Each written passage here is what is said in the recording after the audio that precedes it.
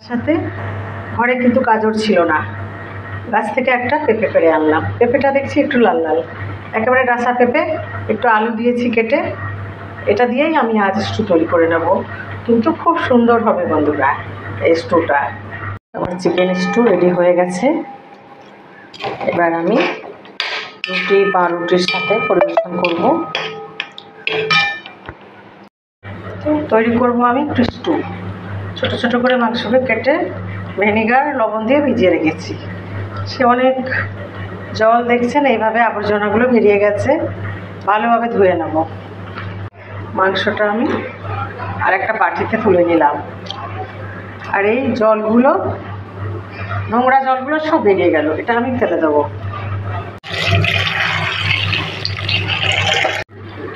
বারবার উল্টে পাল্টে অনেকটা জল দিয়ে আমি পাল্টে পাল্টে ধুয়ে নিলাম।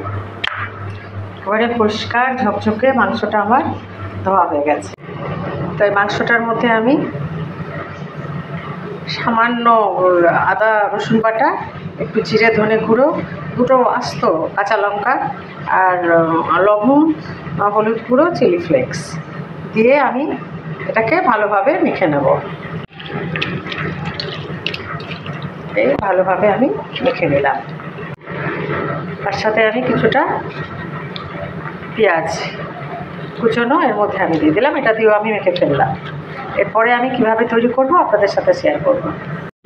তো বন্ধুরা, আমি প্রথমে দেখিয়েছিলাম প্রেশার কুকারে স্টু তৈরি করা, কিন্তু এখন আমি কড়াইয়ে দেখাচ্ছি। গরম হয়ে গেছে, গোটা গরম মশলা দিয়ে দিয়েছি, সবজিগুলো দিয়ে দিলাম স্বাদ মতো অল্প লবণ। সবজিটা ভাজা ভাজা হয়ে গেছে। সবজিটা আমি একটা থালায় তুলে রাখলাম। আর একটু তেল দিয়ে গরম হয়ে গেলে মাংসটা আমি ভালোভাবে কষিয়ে নেব। মাংসটা প্রায় কষা কষা হয়ে এসছে। এর মধ্যে আমি সবজিগুলো দিয়ে দিলাম। এরপরে আমি এটাকে খুব হালকা আঁচে ঢাকা দিয়ে রেখে দেবো। কিছুক্ষণ রাখার পরে তারপরে সামান্য জল দিয়ে তৈরি করে নেব স্টু। আবার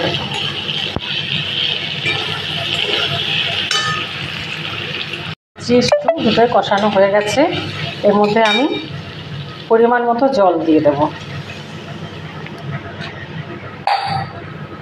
দিয়ে দিলাম পরিমাণ মতো জল, তার সাথে আর একটু জল অ্যাড করলাম। আমি ঢাকা দিয়ে রেখে দেবো। তো আজ রাত্রের আমার ডিনার রেসিপি রুটি, ডিমের অমলেট, স্টু, তার সাথে বন্ধুরা আছে মুসুরির ডাল সেদ্ধ আর রসগোল্লা। এই আমার এক প্রস্ত আজকের ডিনার রেসিপি আপনাদের সাথে শেয়ার করলাম।